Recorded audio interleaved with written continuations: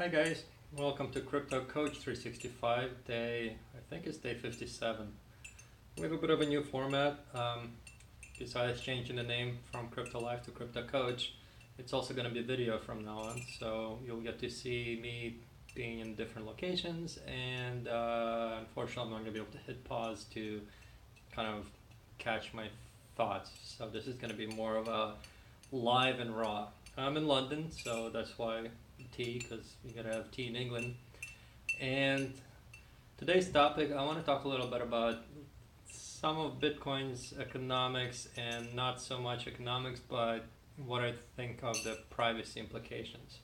So there was a video recently where somebody was talking about how certain people asking to spend Bitcoin or telling people that they must spend Bitcoin all the time, they compare that to Keynesianism, which the idea between Keynesian economics is that you stimulate the economy by having people spend money. So the idea is that the more people spend money, the more the economy gets stimulated, because more gets produced to more products get created and produced and sold to chase that money, so to speak.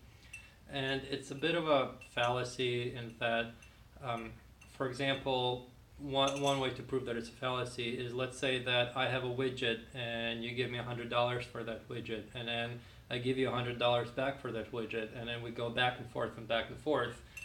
We can have economic activity of many, even millions of dollars, but in the end all that happened was one widget went back and forth and a dollar went back and forth, and instead of growing the economy, just probably lost money because there was a lot of friction and a lot of just decay used in that in the widget itself.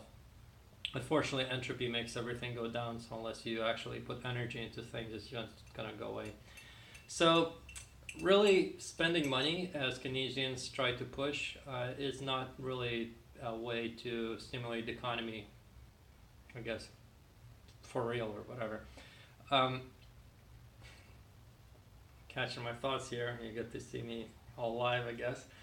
The whole purpose of inflationary currency, the idea behind it was that if you were to inflate the currency, your currency is losing value, you don't want to hold it, so you'll end up going out on the market and spending it for something else. So, excuse me, like why would you want to spend, why would you want to wait until next month when that thing is going to be worth more, or cost more rather, than go out there and spend right now? So that's actually the whole reason why the whole idea of inflationary currencies was pushed in the beginning. Unfortunately, since then it's been turned into, we need to inflate currency because that way we can borrow money and then just in the currency and then just inflate the debt away. But that's kind of a different topic. So yeah, Keynesianism, that's a thought. The whole idea is that you spend money, and if you entice people to spend money, then it'll boost the economy, and because people go out to buy stuff, and somebody needs to actually make that stuff for them to buy. So it's I guess it's the opposite of supply side economics, is demand side. So you're creating demand by inflating, and that way you're boosting the economy. So the argument that was made was that people who are telling others to go and spend their Bitcoin, they're being Keynesians, because all they're doing is enticing people to go and do what Keynesians say in order to boost the value of the economy. But one place that they're gonna miss here is that, well, the thing that this claim misses is that this is an idea, the Keynesian idea is to boost the economy. It doesn't actually apply to the money doing the boosting. They're two separate things. When you're going out and you're spending money, you're creating a demand for this money, so people create and produce more in the economy, so the economy tries to chase after the money. But that doesn't actually say anything about the money itself.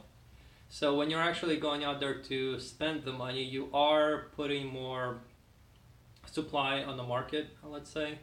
So you are kind of putting a sell pressure on the money, and you are in a way, because there's more money being out there in the whole market, the supply of it is a lot more. What that would do is it would suppress the price of that money. But the purpose of money is to trade. That is the value, the utility, the unique selling proposition, or whatever you want to call it. That's why we have money in the first place, is to be able to use it. Money that sits around and just does nothing is not really a useful money. It might as well be a rock.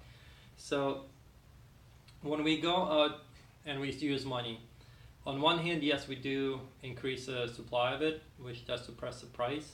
On the other, we do increase the use for it, which increases demand for the money. So there's actually another little part to it. Excuse me. London is pretty great, by the way. I did actually get to go around and see some stuff, but back to the topic.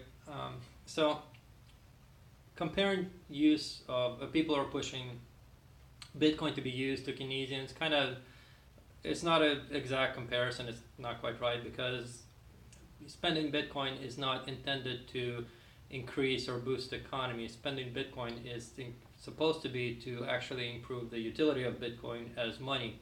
It's supposed to be money. It's actually the best money that there is. And then probably the next episode I'll actually discuss and explain exactly why it's the best money and all the things that go into money.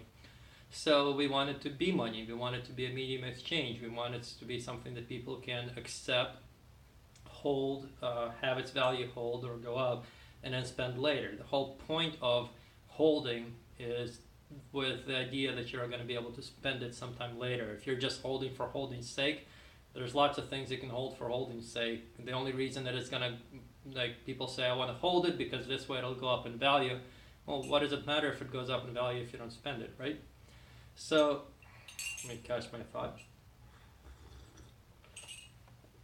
The other thing with spending money, though, and this actually has more to do with the core roots of why the hell Bitcoin was created in the first place. So, Bitcoin is supposed to be uncensorable. It's supposed to be money that does not depend on banks, does not depend on governments. The problem is that banks and governments have a lot of power over the current money, and they do not want to give away their power. Usually when somebody gets a lot of power, they don't want to lose it. So I am very certain, and this has already started happening, that banks and governments will start fighting Bitcoin. So there's the only way to actually fight back, or to kind of not be affected by that fight, is to have Bitcoin be censorship resistant. And a big part of being censorship resistant is privacy, or as they call anonymity. So there's anonymity, and then there's like a PC term for that I would probably hear me use a lot, is financial privacy. It's kind of the same thing. The reason is that, as I say, if you're anonymous in the room, and if you're the only anonymous person in a room full of people with name tags, you're not really anonymous, because everybody can see who everybody else is, but they don't know who you are, so you're sticking out like a sore thumb. So even though they don't know who you are, like by name, you are very, very visible in a room full of people with name tags. In the same way, if you are just holding Bitcoin and all you do is you hold it and you trade it between a couple of other people here and there while everybody else is using credit cards or other publicly traded or publicly managed money, you are sticking out like a sore thumb. You might be able to trade with somebody who you know in person up close, or maybe even at a distance, but still with somebody you know. But the problem is that in such a situation, if you are the only, in your little group are the only people who are using Bitcoin, even though it's censorship resistant between you two, it's extremely easy for you to be censored. And because, again, Bitcoin is money. What is money used for? It's used for trade. You're not supposed to be wealthy on paper. The idea is that you can use Bitcoin as money to actually collect more things, like buy stuff, like Lambos, for example.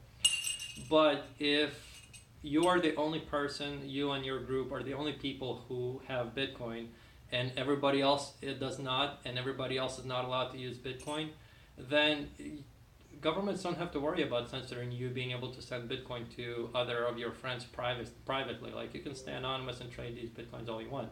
All they have to do is put barriers to where you actually trade it for real things.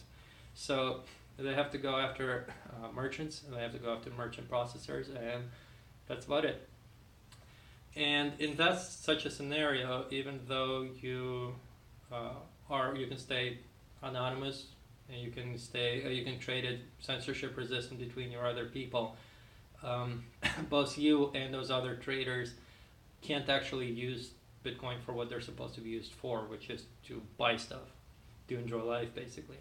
So, in that sense, I don't know if people just don't really think about it that far. Like maybe some people think, well, I can stay anonymous, and then all I have to do is just anonymously trade it with somebody else for cash, and I can spend that cash someplace else. But it's like, think one step further. If you can't trade it for cash, then maybe they can trade it for cash, and then nobody can trade it for cash.